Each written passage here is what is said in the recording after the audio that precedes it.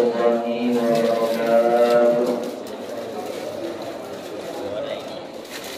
Nahmaduhu wa nusalli wa nusallimu ala rasulil karim wa ala alihi wa sahbihi ajma'in, amma ba'du. Qala Allah Ta'ala fil Qur'anil Karim, a'udzu billahi minasy syaithanir rajim. Bismillahirrahmanirrahim. Innani anallahu la ilaha illa ana fa'budni wa aqimis salata li dzikri. Wa qala nabiyyuna Muhammad sallallahu alaihi wasallam, awwalu ma yuhasabu bihi al-'abdu yawmal qiyamati as-salat, fa in saluhat saluha sa'iru 'amalihi wa in fasadat fasada sa'iru 'amalihi. Al-hadis al-kama qala nabiyyuna Muhammad sallallahu alaihi wasallam. Puji syukur kita panjatkan kehadirat Allah Subhanahu wa taala dengan mengucapkan alhamdulillah. Pada pagi hari ini kita telah menjalankan perintah Allah Subhanahu wa taala, salat subuh mengikuti sunnah Rasulullah dengan cara berjamaah.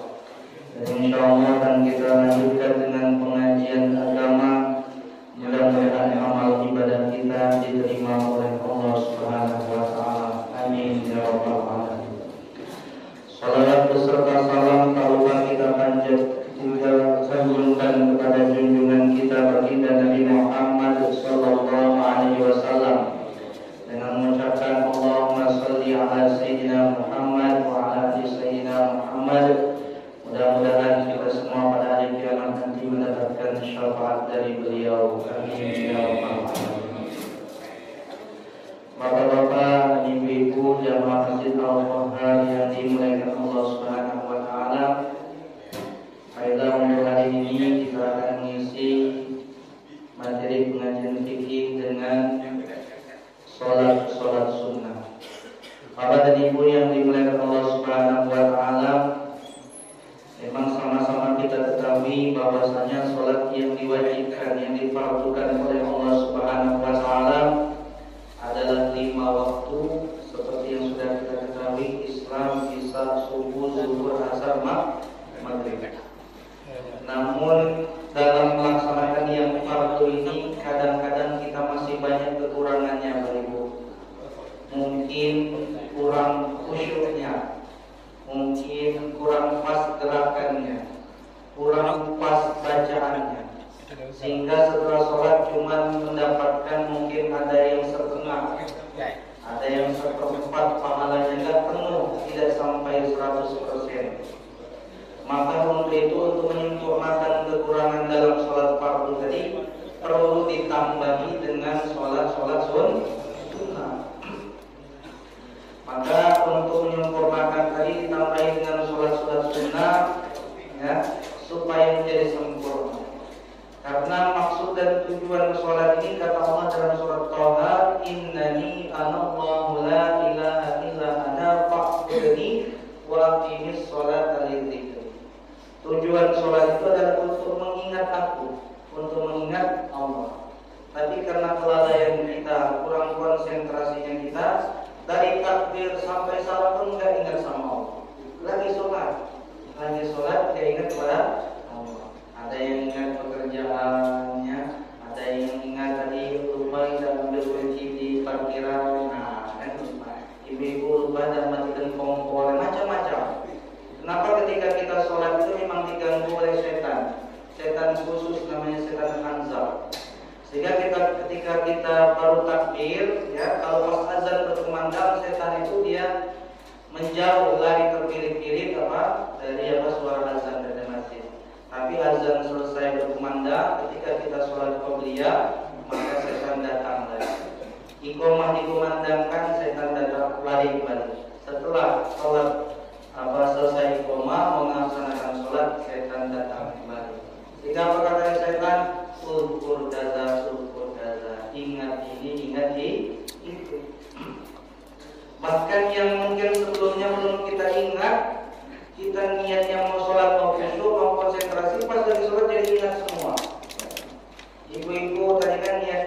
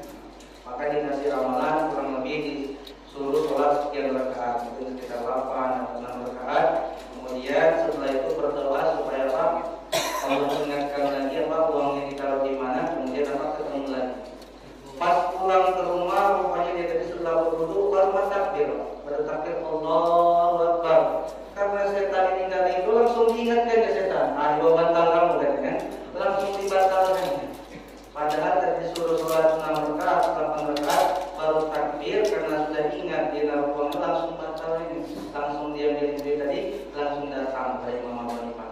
Wahai Imam, alhamdulillah di sekolah ketemu katanya. Nah, ketemu di mana? Di bawah bantal. Nah, sudah dijalankan sholat dari sekitar belum, jangan mau sekitar dekat baru takbir. Sudah apa? Jadi langsung ingat. Nah, tapi kamu tinggal setan, ya barulah sholat itu apa? Langsung diingatkan oleh setan. Maknanya kalau kita itu sholat diganggu, ya diingatkan terus oleh setan yang tadi niatnya khusyuk mau konsentrasi, pas kita sholat diingatkan apa? Oleh setan yang ini dan itu. Maka ketika sholat nilai ibadahnya berkurang, ya ada yang mungkin cuma dapat 60% padahal dituntut 100%. Makanya ditambahin dengan sholat sunnah. Nah, kemudian sholat sunnah ini ada namanya sholat sunnah rawatib. Sholat sunnah rawatib itu artinya sholat qobliyah dan ba'diyah. Nah, kalau sholat rawatibnya kan sholat fardunya, kalau sholat sunnah rawatibnya sholat qobliyah dan ba'diyah. Sholat sunnah qobliyah dan ba'diyah ada yang muakkad. Muakkad itu berarti sunnah yang dikuatkan. Ada juga sunnah yang ghairu muakkad, sunnah yang tidak dikuatkan. Nah, dijelaskan di sini dalam kitab bahwasanya sunnah qobliyah dan ba'diyah yang dikuatkan ada 10. Perlu kita ingat karena itu rutin Rasulullah tidak pernah meninggalkannya. Ya, 10 rakaat. Yang pertama adalah 2 rakaat sebelum subuh. Nah, namanya sholat fajar atau qobliyah subuh. Jadi sholat fajar dan sholat qobliyah subuh itu sama saja, sinonim. Mau kita niatnya usolli sunnah al-fajri ya qobliyah, mau kita niat usolli sunnah al-qobliyah tasbih ya dan intinya sholat fajar, ya. Itu pahalanya luar biasa. Pahala sholat qobliyah subuh ataupun sholat fajar tadi, rakaatul fajri khairun minad dunya wa ma fiha. 2 rakaat sholat fajar, 2 rakaat sholat qobliyah subuh itu lebih baik daripada mendapatkan dunia beserta. Jadi kita ini apa? Kaya sebetulnya Pak Ibu, ya, dibandingkan dengan orang-orang yang tidak beriman, ya.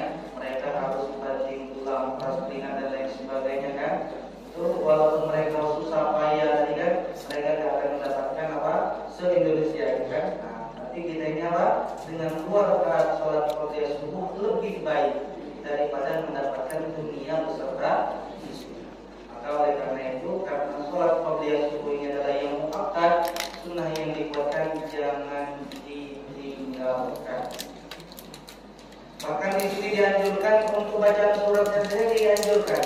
Ya, rakaat yang pertama ketika kita qobliyah subuh atau sholat fajar boleh pilih. Ya, nah, misalnya Bapak dan Ibu ada yang istiqomah baca rakaat pertama setelah Fatihah qul ya ayyuhal kafirun itu memang sunnah. Ya, kemudian rakaat yang kedua membaca qul. Kalau membaca qul ya ayyuhal kafirun di rakaat pertama pasangan di rakaat kedua nanti setelah Fatihah qul huwallahu. Kemudian di sini juga boleh kalau rakaat pertama membaca alam nasroh, nanti rakaat yang kedua membaca alam. Kenapa alam dibaca ketika pas qobliyah subuh? Alam itu artinya penyakit. Maksud dari itu supaya kita dijauhkan dari penyakit. Makanya kadang-kadang apa yang sebagai ustaz dan ulama menganjurkan apa? Kalau yang lagi sakit, ada yang sakit segala macam lagi, kan? Nah, coba baca dari pas qobliyah subuh, baca rakaat pertama setelah Fatihah alam nasroh, rakaat kedua setelah Fatihah alam supaya sehat, dijauhkan dari segala macam. 2, tadi kan 10 ya kan? 2 rakaat sebelum subuh.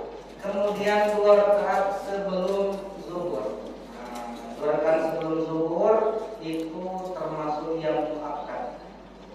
Ya, 2 rakaat yang sebelum zuhur. Kalau 4, berarti kalau 4, 2 rakaat yang pertama muakkad dikuatkan, setelah salam berdiri lagi 2 rakaat yang kedua itu muakkad. Ya. Jadi yang pertama apa? Qobliyah subuh, kemudian 2 rakaat qobliyah subuh. Yang muakkad 2 rakaat yang pertama. Kalau mau nambah nanti boleh, karena memang qobliyah subuh boleh 2, boleh 4, ya. Nah, 2 rakaat paling tidak kita jaga minimal 2 rakaat sebelum apa? Subuh. 4 ya. Kemudian 2 rakaat setelah zuhur, ya. zuhur sudah 6. 2 rakaat setelah maghrib. Nah, 2 rakaat setelah maghrib jadinya 8. Terakhir 10-nya apa? Menjadi 10, 2 rakaat setelah sholat isya. Ini 10 ini ada utamanya, dijelaskan di dalam hadis. Ya, kalau hitung 12 katanya. Kalau 12 berarti ngitungnya juga 4 rakaat sebelum zuhur. Ya. Itu tadi yang muakkad. Nah, kemudian ada yang sunnah sunnah rawatib tadi yang tidak dikuatkan. Di antaranya adalah tadi kan sebelum zuhur 2 rakaat yang pertama kuat ya. Nambah lagi, waktunya masih panjang. Sebelum azan misalnya di masjid atau kalau azan baru datang masih sempat karena jaraknya 10 menit kan. Dilihat masih 3 menit lagi. Nah, kita nambah lagi. Nah, 2 rakaat yang kedua qobliyah zuhur itu ghairu muakkad. Tapi walaupun tidak dikuatkan, tetap kita dianjurkan untuk melaksanakannya karena tetap mendapatkan fadilah keutamaan sholat sunnah. Kemudian yang ghairu muakkad lagi adalah 4 rakaat sebelum asar. 2 kali salam. Jadi 2 rakaat minimal. Jadi seperti kita biasa kan 2 rakaat sebelum asar. Ini di sini boleh 4 rakaat tapi 2 kali salam, 2 kali yang tadi. Niatnya bagaimana itu sama, niat qobliyah asar. Kalau kita mengerjakan qobliyah asar 4 rakaat didoakan khusus oleh baginda Rasulullah sallallahu alaihi wasallam. Dalam hadis Rasulullah bersabda, "Rahimallahu imra'an shalla qabla al-asri arba'an." Semoga kata Rasulullah, Allah memberikan rahmat kepada seseorang yang dia sholat sebelum asar 4 rakaat. Diberikan, didoakan rahmat oleh Rasulullah bagi orang yang dia sholat sunnah 4 rakaat sebelum asar. Tidak termasuk muakkad, tapi termasuk apa? Sudah masuk dalam doanya Rasulullah sallallahu alaihi wasallam. Kalau itu disunahkan kita supaya doa kita apa? Nah, mendapatkan doa dari Rasulullah menjalankan sholat qabliyah asar 4. Kemudian yang ghairu muakkad lagi adalah qabliyah maghrib. Qabliyah maghrib itu memang tidak dikuatkan, tetapi hukumnya sunnah. Untuk mazhab Syafi'i dipakai. Jadi kita mazhab Syafi'i dipakai tetap sunnah. Kalau mazhab Hanafi mereka nggak ada sholat qabliyah maghrib. Jadi mereka setelah azan, ya, kalaupun belum qomat mereka duduk saja sekira membaca Al-Quran. Mereka tidak sholat qabliyah maghrib. Tapi kita dipilih oleh Imam Syafi'i disunnahkan, tapi sunnahnya yang tidak dikuatkan. Jadi kalau memang habis azan memang masih ada waktu jeda, ya, jam di kita tadi masih ada waktu untuk sholat qabliyah, jalankan sholat qabliyah maghrib. Kalau misalnya di daerah perkampungan atau di suatu daerah, misalnya habis azan langsung qomat, tak usah dipaksakan qabliyah maghrib. Karena memang tempatnya tidak menyediakan apa? Qabliyah maghrib. Habis azan langsung qomat. Yang mulai sholat maghrib kita malah qabliyah, tinggalkan kita sholat apa? Berjamaah maghrib. Jadi lebih utama kalau memang daerah tersebut memang tidak menyediakan sholat qabliyah maghrib, kita langsung mengikuti sholat maghrib. Jangan malah mereka sholat maghrib kita qabliyah sunnah, tinggalan masuk, ya. Karena mengejar sunnah ketinggalan yang wajib. Terakhir qabliyah isya. Qabliyah isya juga termasuk yang ghairu muakkad. Jadi tetap tadi, ya, misalnya kita dalam setelah sholat cuma dapat 60%, padahal itu 100%, dengan kita jalankan qabliyah tadi dapatlah misalnya 20%, jalankan baqiyah dapat 20%, sempurna menjadi 100%. Karena tadi menambal kekurangan di dalam sholat fardu bisa disempurnakan dengan sholat sunnah. Sampai di sini Bapak dan Ibu mungkin ada pertanyaan atau mungkin ada yang kurang jelas dan sebagainya, boleh ditanyakan, silakan.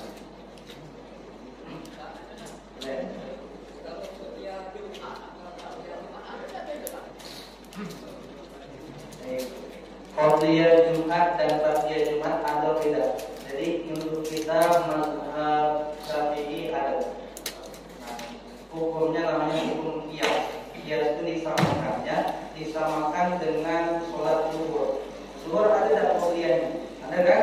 Qobliyah zuhur, maka Jumat juga disamakan dengan zuhur tadi. Berarti untuk mazhab Syafi'i hukum qiyas tadi penyamaan hukum karena zuhur qobliyahnya ada, maka Jumat qobliyah Jumat juga ada. Setelah zuhur ada enggak ba'diyahnya? Ada, maka setelah Jumat juga ada ba'diyah. Nah, mereka yang mengatakan tidak ada itu mungkin di luar mazhab Syafi'i karena mazhab Syafi'i menghukumi dengan hukum qiyas. Ada beberapa Al-Qur'an, kemudian hadis, dan ijma kesepakatan ulama, kemudian ada juga hukum qiyas, penyamaan hukum. Sama dengan menyamakan hukum ketika mengukurkan diazani. Nah, hukum mazhab Syafi'i itu namanya qiyas. Ketika dia berpindah dari alam rahim ke alam dunia diazani, begitu juga disamakan tadi ketika dia pindah dari alam dunia ke alam kubur maka juga diazani. Namanya hukum qiyas, menyamakan hukum. Ada kita berarti ya. Jadi niatnya qobliyah Jumat ya.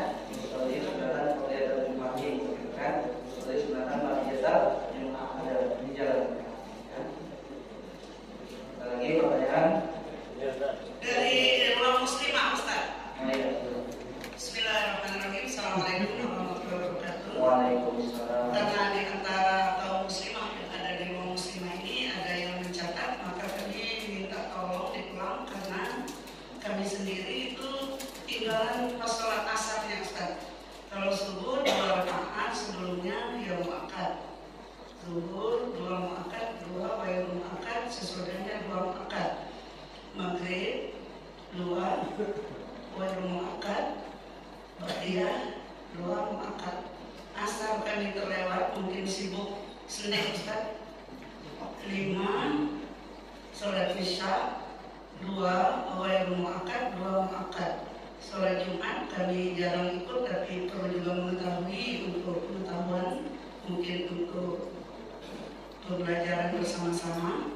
2 muakkad, 2 yang qobliyahnya, yang sesudahnya 2 juga muakkad ba'diyah karena kita menganut mazhab Imam Syafi'i. Jadi kami minta tolong secara keseluruhan Ustaz. Terima kasih. Assalamualaikum warahmatullahi wabarakatuh. Waalaikumsalam warahmatullahi wabarakatuh. Ya.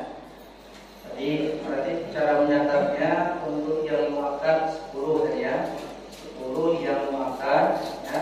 Mudah saja ngapalnya yang muakkad tadi yang dikuatkan 2 rakaat sebelum subuh, 2 rakaat sebelum zuhur, 2 rakaat setelah zuhur, 2 rakaat setelah maghrib, dan 2 rakaat setelah isya. Kemudian yang ghairu muakkad berarti 2 sebelum zuhur tambah 4 sebelum asar, jadinya apa? 6 ya. Tambah 2 rakaat sebelum maghrib, 8 tambah 2 rakaat sebelum isya, 10. Jadi 10 yang dikuatkan, 10 juga yang ghairu muakkad. Ya. Kalau berbeda cara menghitungnya memang juga berbeda dalam hadisnya. Ada juga yang 10, ada yang 12 yang muakkad. Ya, terus Bu. Baik Ustaz, terima kasih. Tapi kami mohon dijelaskan lagi yang asal pertolongan, apakah 2 kali salam atau 1 kali salam? Baik ya. Untuk sholat qobliyah asar yang ghairu muakkad tadi itu sama cara melaksanakannya dengan sholat qobliyah zuhur. Artinya zuhur tadi kan 2 rakaat yang pertama kuat ya muakkad, 2 rakaat yang kedua ghairu muakkad. Caranya 2 kali salam, 2 rakaat 2 rakaat. Ini niatnya usolli sunatan qobliyatul asri raka'ataini. Setelah salam berdiri lagi, niat lagi usolli sunatul asri ada qobliyatul asri raka'ataini. Jadi 2 rakaat 2 rakaat, bukan 4 rakaat sekali salam. Baik Ustaz, kami ucapkan terima kasih. Jazakallah khair. Baik. Mau tanya, ada nggak sholat sunnah ba'da asar dan ba'da subuh, dan bagaimana hukumnya? Nah, sekarang pertanyaannya, ada atau tidak sholat ba'diyah subuh dengan ba'diyah asar? Maka kalau ba'diyah subuh dan ba'diyah asar ini tidak ada sholat sunnahnya. Ya. Jadi kalau seumpama misalnya kita mau melaksanakannya, karena dalam hadis tidak ada penjelasan apa sholat ba'diyah subuh dengan ba'diyah asar. Nah, apa yang seimbang, yang sebanding? Kita nggak sholat sunnah ba'diyah, tapi pahalanya sama dengan apa? Mendapatkan pahala sholat apa? Sholat sunnah. Nah, waktu yang terbaik setelah sholat subuh dan setelah sholat asar adalah untuk berzikir pagi dan petang. Jadi sebagai ganti dari sholat ba'diyahnya tadi karena tidak ada, maka waktu itu adalah sebagai gantinya untuk zikir. Ya, maka dalam Al-Quran ketika kita teliti itu ternyata banyak sekali ayat yang menyebutkan supaya kita apa? Berzikir pagi dan petang. Itu maknanya setelah sholat subuh dan setelah sholat asar. Dan maknanya surat Al-Insan wa dzkuris marabbika bukratan wa asila, dan berzikirlah menyebut nama Tuhanmu di waktu pagi dan di waktu petang. Itu adalah ketika sholat subuh, setelah sholat subuh dan setelah sholat asar. Jangan ada bagian tapi waktunya diganti dengan berzikir. Zikir maknanya luas, boleh baca Al-Quran, boleh tasbih, tahmid, tahlil, takbir, boleh itu berdoa dan lain sebagainya. Itu maka bahkan yang lebih utama setelah subuh itu duduk terus berzikir, banyak sekali juga termasuk zikir. Berzikir setelah sholat subuh karena tidak ada bagiannya tadi, nanti sampai matahari naik ukuran kurang lebih 1 tombak, ya, sampai isyraq karena berzikir tadi. Maka kemudian sholat yang pertama kali setelah subuh bukan ba'da subuh, tapi ketika 90 menit kurang lebih setelah waktu subuh tadi, 90 menit tersebut namanya waktu isyraq. Itu pahalanya dalam hadis Tirmidzi dijelaskan mendapatkan pahala haji dan umroh yang sempurna. Jadi tidak ada bagian subuh dan bagian asar diganti dengan berzikir. Ada lagi bayan?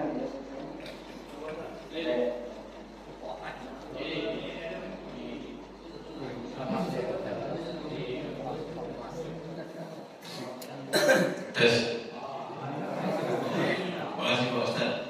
Yang ingin saya tanyakan tadi Pak Ustaz menjelaskan tentang gerakan Pak Ustaz.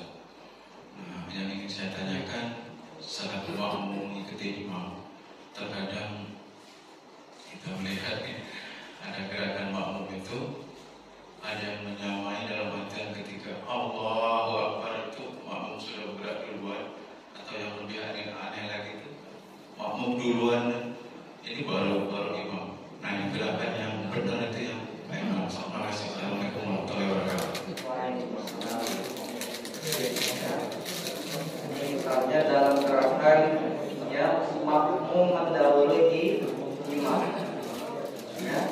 Jadi dalam hadis Nabi disebutkan innama ju'ilal imam liyutamma bihi. Imam itu dijadikan supaya diikuti. Ya, namanya kita makmum berarti ngikuti imam. Namanya pengikut berarti ngikut, tadi kan? Pasti yang depan dulu, imam dulu, lalu kita gerakan. Nah, karena mungkin tadi nggak sabar, misalnya kan, sabar imam ya, bangun-bangun. Karena ini makmum duluan, tadi kan takbirnya tadi kan.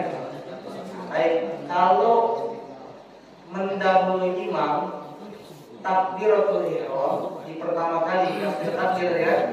Imam belum takbir Allahu Akbar, pas yang pertama kali takbir habis niat tadi, kemudian makmum lalu takbir gak sah. Karena apa? Karena takbirnya mendahului apa? Imam. Makmum mendahului takbiratul ihramnya imam itu tidak sah, berjamaahnya makmum. Tapi kalau selain takbiratul ihram, misalnya mungkin itu dari sujud misalnya kan, merasa mungkin karena agak jauh atau mungkin karena kelamaan tadi kan, kemudian makmumnya takbir duluan. Nah, maka itu tetap sah. Kalau sengaja tetap tidak diperbolehkan aslinya karena meninggalkan sunnah, mestinya mengikuti imam, tapi tidak batal karena baru mendahului cuma satu rukun. Jadi batalnya tidak, cuma apa? Meninggalkan sunnah. Yang nggak boleh itu kalau sudah sampai 2 rukun, apalagi 3 rukun mendahului kan. Makanya tadi yang namanya makmum itu pasti mengikuti imam. Mungkin karena unsur kesengajaan atau mungkin karena lupa, mungkin dikiranya imam sudah bangun, suatu saat mungkin kita mendahului imam sesekali mungkin kan, bangun duluan. Tapi selain takbiratul ihram maka sholatnya tidak batal. Untuk itu saja misalnya kan, karena terlanjur pas bangun duluan, kalau rupanya imam masih sujud, maka kita nggak usah kembali lagi sujud. Kalau kembali sujud lagi karena imam batal malah, maka kita nunggu imam Kemudian setelah itu kita harus yang selanjutnya hati-hati jangan sampai lagi mendahului apa? Jadi memang perlu berjamaah, perlu diperhatikan. Jadi kita ini tadi kalau namanya makmum yang ikuti imam. Jadi tujuan ini pakai mikrofon, pakai apa? Pakai mic imam itu supaya kedengaran di belakang. Ya Pak, tahu perpindahan imam ini sudah kamu harus takbir dan sebagainya, maka dibantu dengan apa? Dengan pengeras suara. Jadi kalau mendahului pas takbiratul ihram tidak sah sholatnya, tapi kalau selain takbiratul ihram itu hukumnya apa? Dia tinggalkan sunnah tidak sampai batal. Kalau baru sekali gitu ya, tapi kalau berkali-kali batal, ya. Misalnya baru udah bangun, imam belum bangun menit tadi kan, imam belum tidur, langsung juga batal. Ya. Kenapa? Karena dia sudah melakukan apa mendahului imam secara sengaja.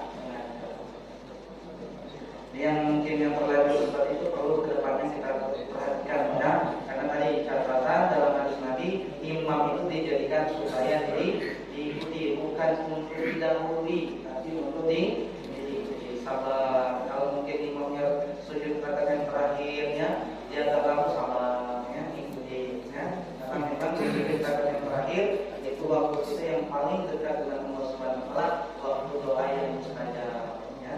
Jangan mendahului di lagi. Hanya baca. Kembali. Jadi rekan 3 dan 4 itu kan makmum Al-Fatihah. Kadang-kadang kita tuh belum selesai baca Al-Fatihah. Imam lalu betul. Tidak.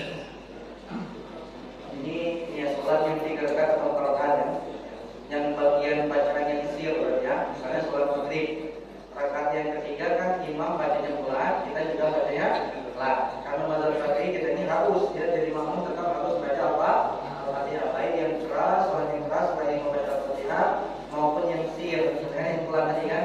Nanti rakaat yang ketiga rupanya imam ini tidak sesuai. Kalau yang jawab lambat pelan imam tadi kan baca Al-Fatihah, tapi pas giliran yang rakaat yang ketiga kita baru baca Al-Fatihah dia sudah ruku. Maka ini perlu diperhatikan juga para imam, dia harus juga ada jiwa apa namanya itu perhatian kepada apa? Makmum. Ada jiwa kebijaksanaan. Jadi jangan sampai mentang-mentang dia sudah selesai Al-Fatihah tadi, nanti kira-kira yang di belakang itu selesai itu dulu. Standarnya ya, jangan terlalu pendek, jangan juga terlalu lama. Sehingga yang di belakang akhir-akhir selesai, baru imam tadi apa? Jadi jangan sampai misalnya makmum kira-kira baca Al-Rahman Malik itu lah, belum sempurna lah, tidak. Nah kalau seumpama misalnya terjadi yang seperti itu memang pas rakaat yang ketiga atau rakaat yang keempat, misalnya sholat yang 4 rakaat, rakaat 3 dan 4 dia cepat misalnya imam tadi, nah kita boleh karena mungkin mau ngejar imam tadi boleh diwasol itu boleh disambungkan karena takutnya nanti kita apa terlalu banyak ketinggalan nanti. Mana yang diwasol itu boleh Bismillahirrahmanirrahim, Alhamdulillahirrahmanirrahim, Alhamdulillahirrahmanirrahim. Misalnya pas apa seperti kita sholat apa tarawih kan biasa diwasol. Karena waktu kondisi imam selalu cepat. Kalaupun misalnya kita baca ini nggak wasol, ya, nggak disambungkan, ya, tapi kita tetap baca yang seperti biasa, nggak disambungkan tadi, kita baca Bismillahirrahmanirrahim, baru mungkin karena kedua karena sahin, kemudian imam baru kita tetap wajib menyempurnakan sampai selesai, walaupun imam sudah tidak, imam apa namanya kalau ruku ya, ruku Allahu Akbar, imam ruku kita selesaikan bacaan apa Al-Fatihah kita tadi. Kemudian setelah ruku mungkin karena dia cepat, imam juga sudah sami Allahu liman hamidah. Kita tetap harus menyelesaikan bacaan apa? Yang penting jangan sampai ketinggalan 3 ruku atau 2 ruku yang panjang. Jadi kalau seumpama misalnya kejadian seperti tadi, bukan berarti kita di pertengahan kita putus ngikut imam, tidak, tapi kita sempurnakan dulu, nanti baru kita nyusul di.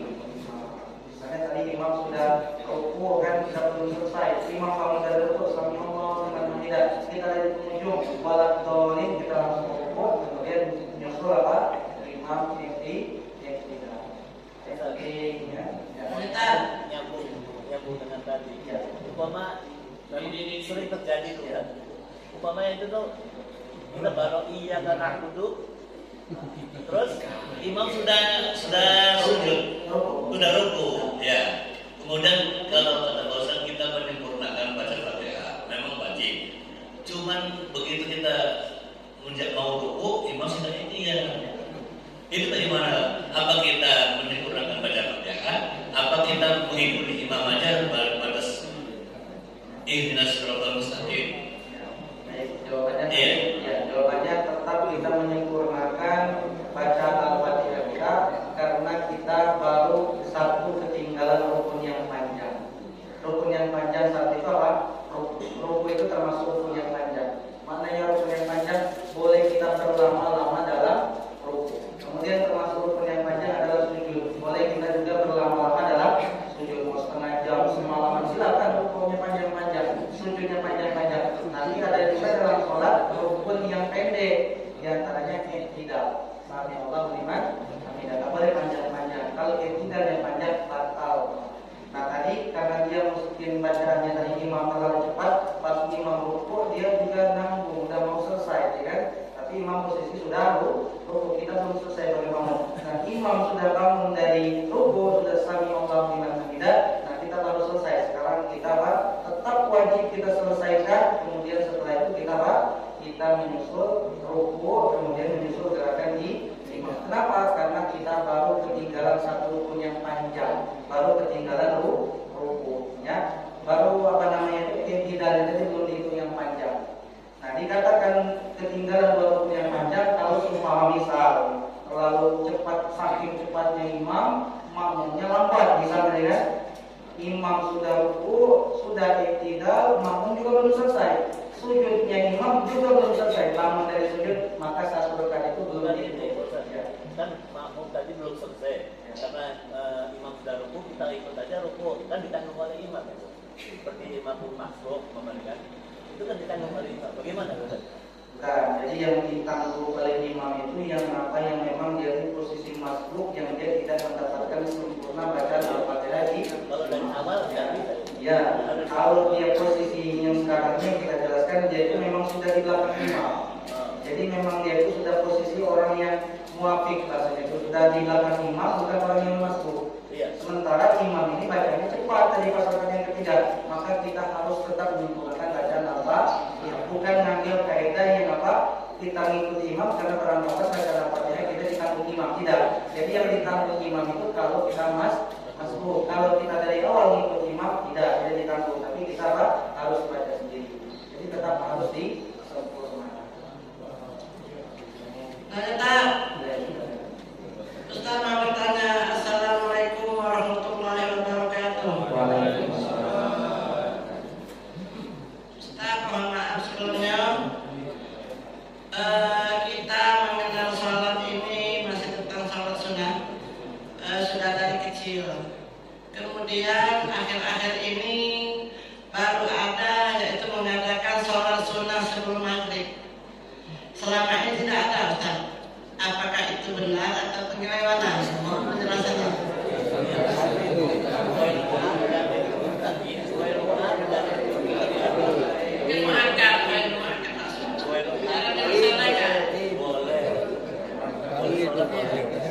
Kita mungkin ibu belum tahu kalau ada qobliyah maghrib karena mungkin di lingkungannya dulu mungkin ya.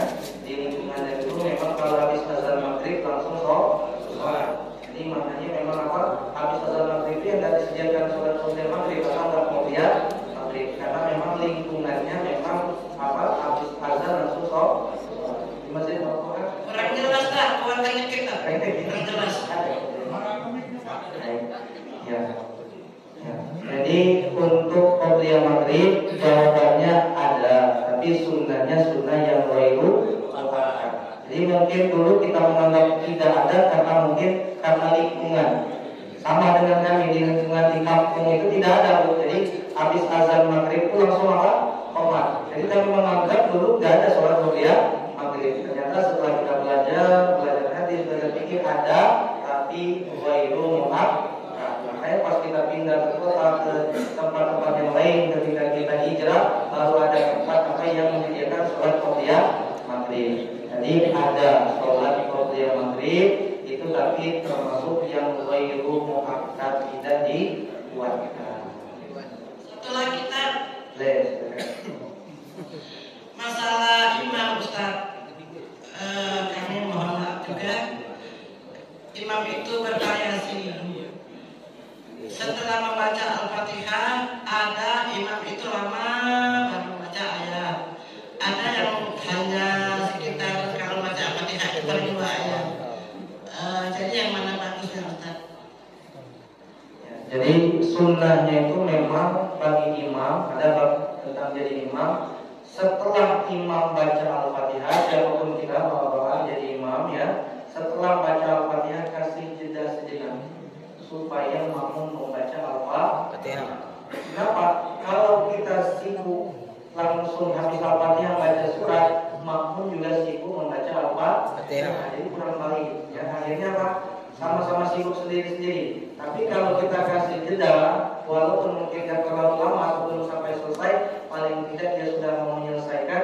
Setelah makmum menyelesaikan Al-Fatihahnya tadi, dia bisa mendengarkan bacaan Al-Fatihahnya di imam. Jadi sunnah, ini hukumnya sunnah. Setelah imam baca Al-Fatihah, jangan buru-buru baca surat. Kasih jeda sebentar, jadi kasih waktu jarak sebentar supaya makmum membaca Al-Fatihah. Kenapa? Karena mazhab Syafi'i makmum wajib membaca Al-Fatihah. Tapi kalau mendengarkan bacaan Al-Quran itu wajib kan kadang-kadang ya. Wa idza quri'al Qur'anu fastami'u lahu. Kalau Al-Quran dibacakan kan dengarkan dalam Al-Quran kan? Iya, tapi kita mazhab Syafi'i mendengarkannya itu setelah kita membaca Al-Fatihah. Makanya tadi imam ngasih waktu sejenak supaya makmum membaca Al-Fatihah.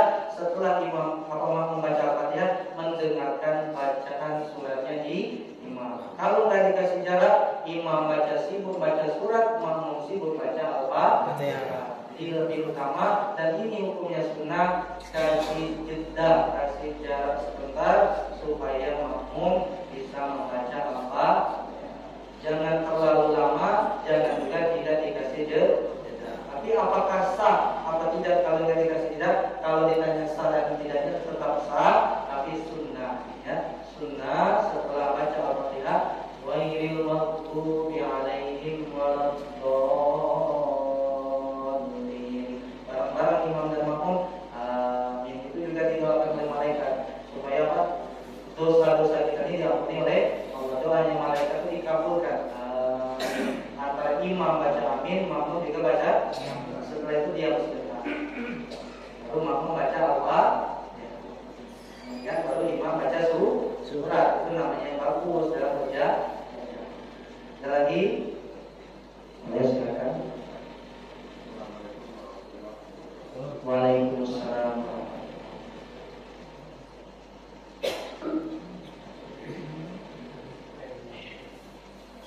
Assalamualaikum warahmatullahi wabarakatuh. Waalaikumsalam warahmatullahi wabarakatuh. Ini mau tanya Ustaz, sholat sunnah yang dilaksanakan antara maghrib dengan isya, tapi tidak berkaitan dengan sholat fardu, yaitu sholat awabin, itu fungsi dan kegunaannya apa itu? Ada namanya sholat awabin ya. Kapan waktunya sholat awamil? Tadi setelah ba'diyah maghrib. Setelah sholat ba'diyah maghrib, sebelum sholat isya. Apa itu awamil? Awamil itu artinya orang-orang yang kembali. Artinya taubat. Ya. Berapa rakaat sholat awamil? 6 rakaat 3 kali salam. Setelah 2 rakaat tambah lagi 2 rakaat. Setelah itu tambah lagi 2 rakaat. 6 rakaat itu sholat sunnah awamil. Boleh nggak kita jalankan? Boleh, silakan. Hukumnya sunnah. Ya, setelah sholat maghrib, setelah sholat ba'diyah maghrib, masih waktu kosong, misalnya di masjid atau di rumah, kita mau sholat sunnah, namanya sholat awamil. Awamil itu artinya kembali taubat. Seharian banyak dosa, banyak kesalahan, waktu permulaan malam sholat taubat. Ya, kata lain dari sholat apa? Taubat. Kembali lagi kepada Allah, merasa bersalah. Kemudian karena kita aktivitas banyak salah, karena manusia ini tempatnya salah dan lupa, maka kita apa? Di permulaan malam melaksanakan sholat sunnah awabin. Tapi bukan wajib, hukumnya sunnah.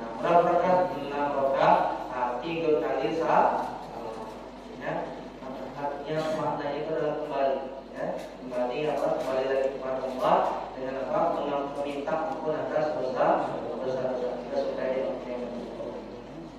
Ada lagi pertanyaan? Ada?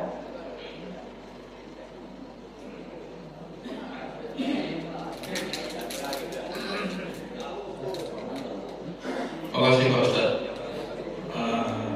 Ini Pak Ustaz pernah pengalaman waktu mau menyolatkan mayit di daerah Kertapati Pak Ustaz. Jadi salah satu makmum sudah sholat zuhur itu mau sholat ba'diyah Ustaz. Terus Ustaznya menegur dalam artian ada mayit. Jadi bagusnya mayat itu Pak Ustaz apa tetap ba'diyah atau kita mendahulukan sholat mayit? Terima kasih. Assalamualaikum warahmatullahi wabarakatuh. Waalaikumsalam. Jadi ada dua hal yang memang harus kita segerakan. Yang pertama, mayit yang sudah disiapkan tadi kan, itu segera untuk dikuburkan. Itu yang pertama yang harus kita segerakan, sunnah. Yang kedua, anak perempuan yang dia sudah mendapatkan jodohnya langsung cepat-cepat dinikahkan. Itu juga hukumnya apa? Sunnah. Karena nanti kalau dilambat maafkan, takutnya nanti malah terjatuh ke dosa kan. Nah tadi apa namanya itu, karena ini termasuk yang pertama tadi ya, yang harus disegerakan menguburkan jenazah. Kemudian pas habis sholat zuhur, kata imam nanti dulu ba'diyah, langsung kita sholat jenazah dulu. Betul itu, betul. Kenapa? Karena kalau kita ba'diyah dulu nanti mungkin apa namanya berpencar dulu, terpisah-pisah dulu kan. Sementara sekarang ini apa? Ada jenazah yang perlu kita segerakan untuk apa? Untuk kita kuburkan. Jadi setelah kita mensholat jenazah masih bisa kita ba'diyah zuhur kalau mau ba'diyah, karena pentingnya menyegerakan apa? Memberangkatkan ataupun menguburkan mayit. Bahkan kalaupun misalnya karena saking pentingnya menguburkan tadi, karena mungkin sudah kelamaan tadi kan nunggunya nguruskan karena di rumah sakit perjalanan juga, lebih utama tetap menguburnya dulu walaupun mungkin kita ketinggalan apa? Sholat ba'diyah. Saking pentingnya apa? Mendahulukan ataupun menguburkan jenazah. Tapi bukan berarti misalnya kalau suatu saat ada juga mungkin yang berpendapat dengan nanti santai saja masih waktu apa? Kita mau ba'diyah sebentar, itu juga boleh. Jadi misalnya ada yang ataupun dia yang bertanggungan apa namanya tuh jenazah sudah datang begitu, ba'diyah Pak, habis ba'diyah dulu misalnya, habis ba'diyah zuhur baru kita sholat jenazah. Jadi memang kita penting dalam masalah ini ikuti kepada apa? Imamnya tadi. Kalau kata imam tadi apa? Sholat jenazah dulu, berarti apa? Kita dahulukan sholat jenazah. Jadi kalau kata imam habis ba'diyah baru kita sholat jenazah, berarti kita ba'diyah. Jadi dua-duanya diperkenankan, cuman memang kondisinya karena memang sunnahnya disegerakan dikuburkan, makanya tadi ambil pendapat dari kiai atau ustaz tadi langsung sholat jenazah dulu supaya apa? Tidak menunggu berjejeran atau jamaah aja Pak, supaya kubur. Karena kan kalau habis dari itu kan mudah, jadi lebih cepat kumpulnya kan, dibandingkan kalau sudah ba'diyah dari keluar, karena dari keluar dan lain sebagainya, menunggu akhirnya apa? Lama lagi. Makanya untuk itu supaya langsung habis sholat zuhur langsung sholat apa? Sholat jenazah.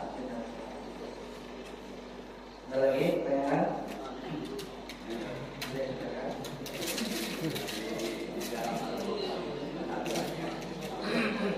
Terima kasih. Assalamualaikum warahmatullahi wabarakatuh. Nanya Pak Ustaz, ini mungkin tiga hukumnya. Kalau kita sesama makmum, ini terkadang makmum ini Pak Ustaz terlalu kuat bacaannya. Iya kan? Karena kita disuruh dari risi. Terkadang bacaan kita lagi salah Pak Ustaz. Ayo.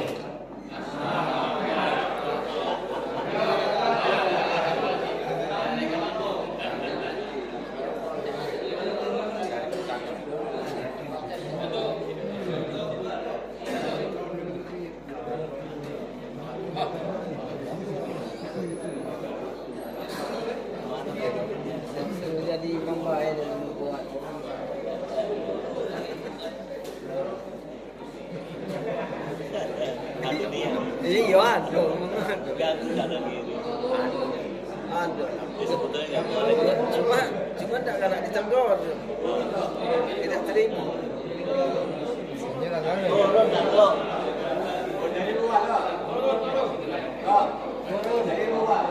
Itu nak mesinnya. Itu jalan itu. lampu jalan ini. Itu lampu jalan. Turun itu. Itunya ampere. Ini Bu.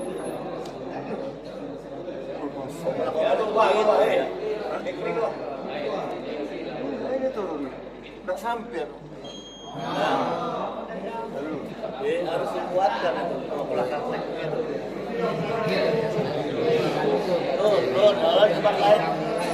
Lampu jalan masih. Ya, jadi kami menentukan tadi. Jadi mohon maaf tadi dengan sesama kita. Jadi mana tentang hukumnya tak? Jadi kita tadi sama-sama bacaan, taruhlah jawab salah Fatihah tadi, surah Fatihah tadi. Jadi kadang tuh kita salah kan, ulang lagi, risih oleh kawan sebelah kuat iko. Ayo coba lebih baik mestinya dia jadi imam. Ayo jangan ada makmum, beda. Orang kuat iko. Terima kasih tak.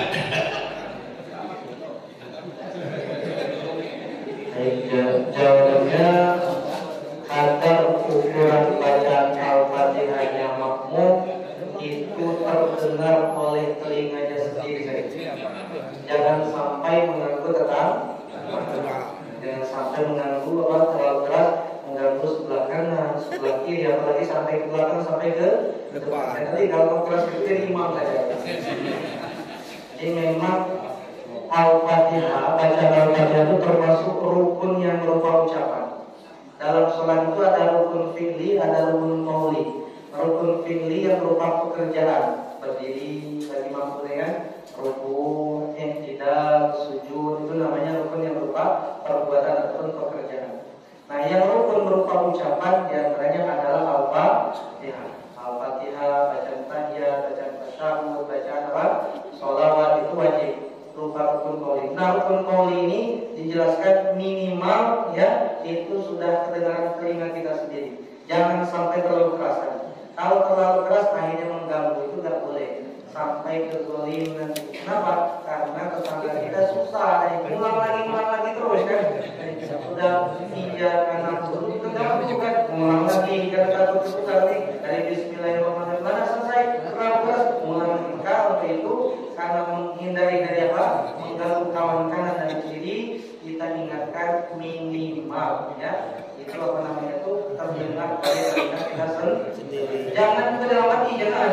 Kalau dalam hati tidak diucapkan. Apa yang kamu baca Al-Fatihah dalam hati? Tidak sah. Karena Al-Fatihah ini termasuk rukun yang harus diucapkan. Jangan terlalu keras, jangan juga tidak sampai ke kedengaran di telinga kita sendiri. Yang ukur pakai latihan surat sunnah kan? Di telinga kita ke kedengaran, ya, nggak sampai kedengaran di tetangga kita kanan kiri. Ya. Telinga kanan dan kiri kita saja. Ada lagi pertanyaan? Assalamualaikum Pak. Ini sekedar untuk pengetahuan, tapi saya kan pernah mendapatkan bahwasanya rukun dari sujud itu ada 7, dari mulai kening sampai ke mata kaki. Tapi ada beberapa bahkan imam sendiri untuk di kening itu sering pecinya hampir mendekati di alis.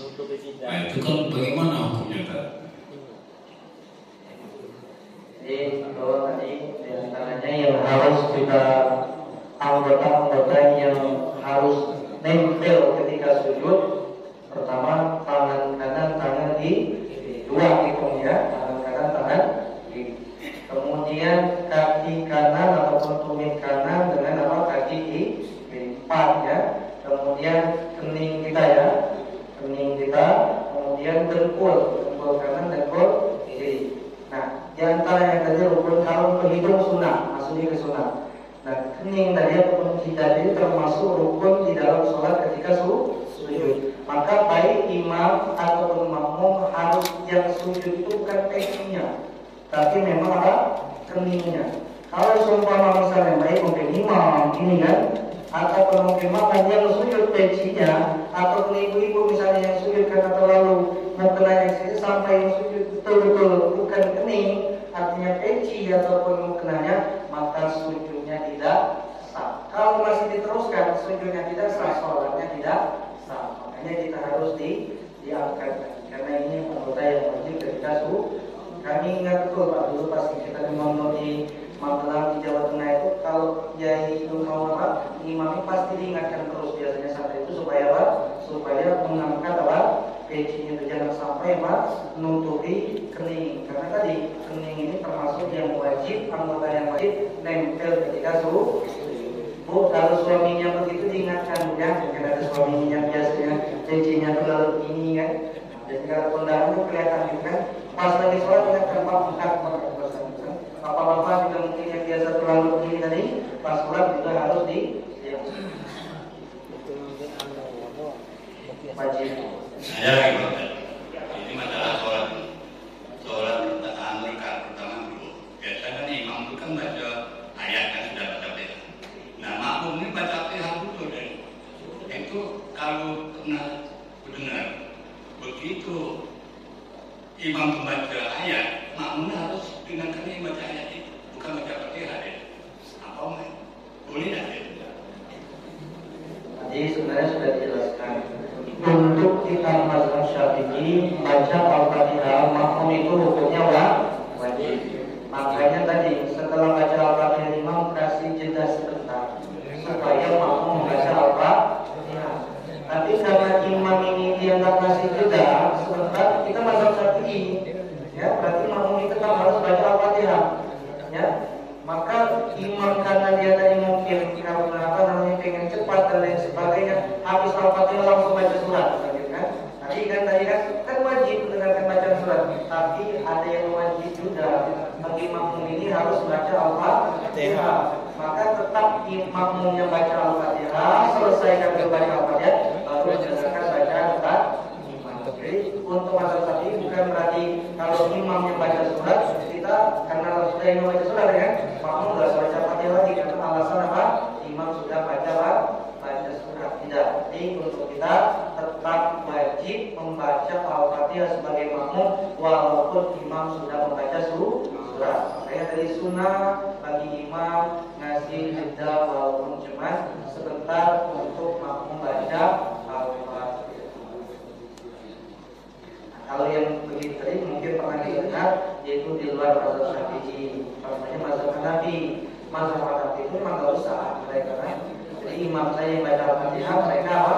Setelah imam baca Al-Fatihah cuma mendengar saja. Jadi langsung imam baca surat, mereka cuma apa?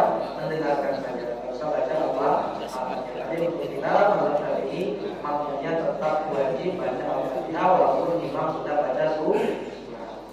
Yang dimaksudkan dengan ayat itu adalah setelah setelah makmum baca Fatihah atau di luar sholat, misalnya lagi ngajian dengan isi hari bersama peringatan hari Islam, kan? Atau mungkin ada acara dan lain sebagainya pernikahan. Nah saat itu berlaku juga ayatnya. Kalau Al-Quran dibacakan, dengarkan. Kadang-kadang apa? Acara pernikahan, syukuran pas ngaji, sibuk ada yang main ngobrol dan lain sebagainya. Itu kurang ada. Ya.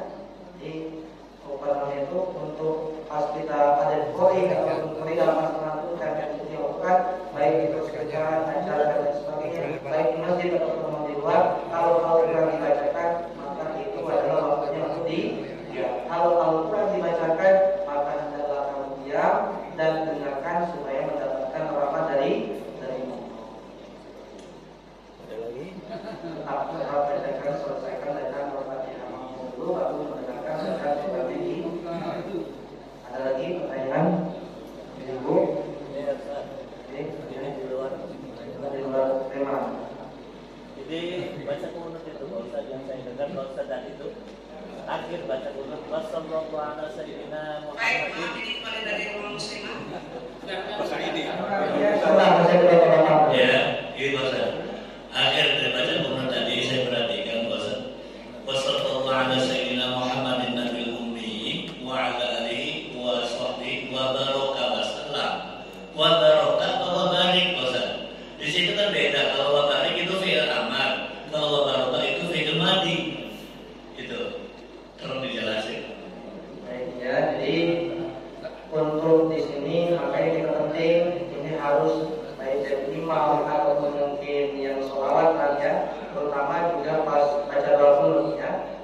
di sini karena tadi kita mengawali yang harokat fathah wa sallallahu alaihi kan harokatnya fathah wa sallallahu ala sayyidina Muhammadin nabiyil ummi wa ala alihi wa sahbihi wa baraka atau wa barik. Jadi harokatnya harus ngikut ke wasallah. Soalnya harokatnya fathah kan berarti harus fathah karena sholat dari fi'il madhi dalam bahasa ilmu sholatnya tadi kan, karena dia fi'il madhi maka wajib berharokat fathah juga, harus berharokat fi'il madhi juga. Maka wabarakah, wasallam berarti wabarakah. Terus wasallim atau wasallam maka harus juga wasallam. Kalau mengikuti harokat sebelumnya, kalau sebelumnya sholat pasti wabarakah wasallam. Tapi kalau Allahumma sholli, nah kan sudah harokatnya fi'il amr kasroh pasti wasallim yang bertukar Allahumma sholli wasallim wa barik ya. Jadi jangan sampai Allahumma sholli wa baraka wasallam. Nah jadi kurang pas karena mungkin kurang tahuan dalam kaidah ilmu sorof ataupun ilmu mungkin itu karena begini Mas, dari sejak awal terlihat dari ilmu balaghah yang Allah mahdini itu kan fi'il amr semua. Allah mahdini fi man hada wa afini fi man wa tawallani fi man wa barik li. Nah itu masih fi'il amr juga kan, wa barik li fi ma'afin. Dan sampai ada kok di ujung wa barokah itu. Jadi sepertinya enggak nyambung.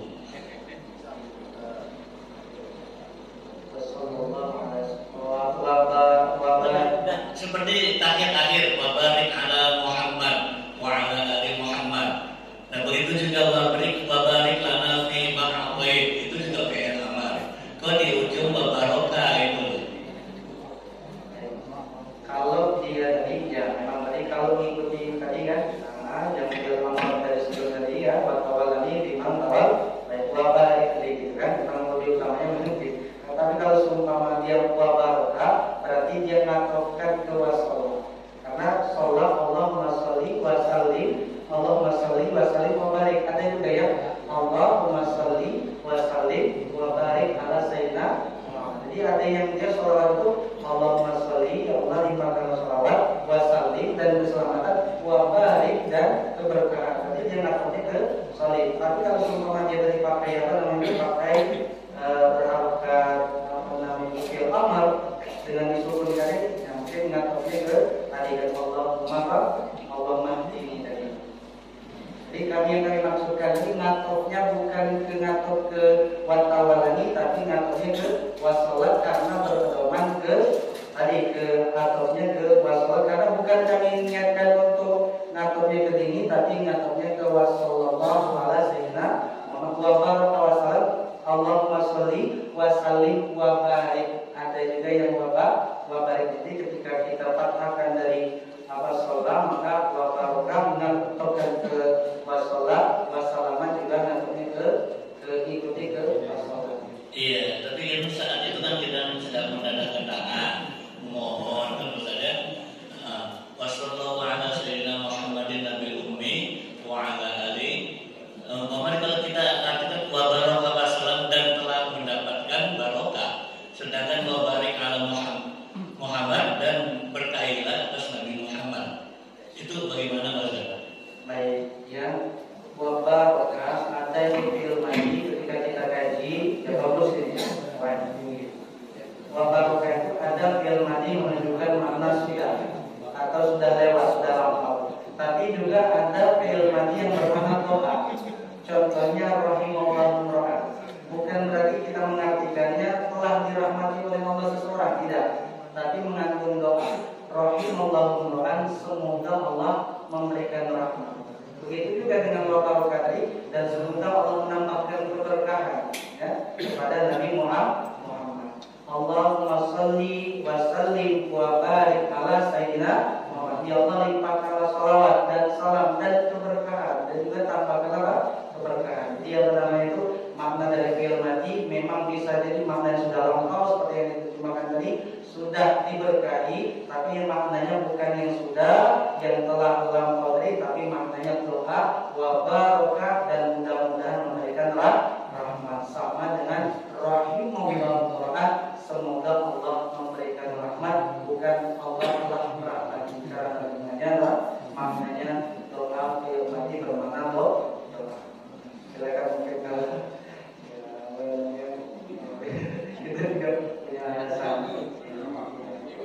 kalau seumpama mau pakai wabarik tadi beliau ngaturnya ke Allahumma hdini ya. Kenapa? Karena Allahumma hdini bima hadait wa afini bima afdait wa tawallani bima tawallait wa barik li bima afdait. Berkata apa?